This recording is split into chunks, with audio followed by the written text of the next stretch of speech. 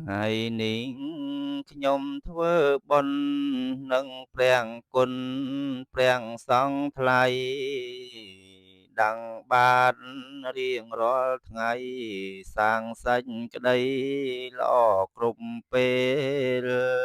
មិនថាថ្ងៃល្ងាចព្រឹកធ្វើរំលឹកមិនរៀងរេច្រើនតិចមិនទុំនេបំពេញបុណ្យតាន់ធ្វើកើតសូមជូនបុណ្យគង់សល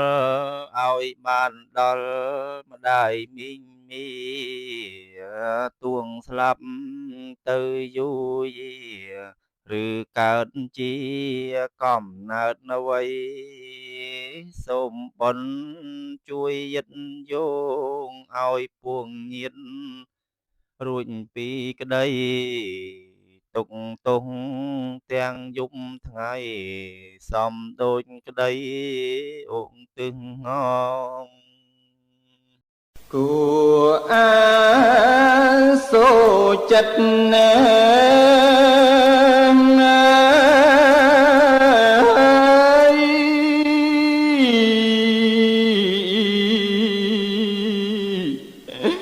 អា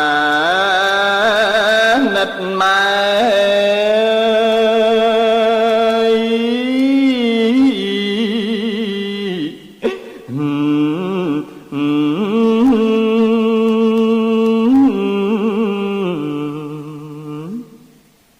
អស់9 ខែម៉ែពោតី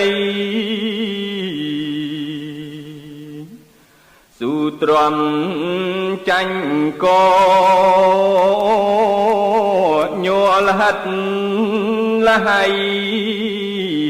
អាស្រ័យបាត់ភ្ងាផ្ញើជីវិត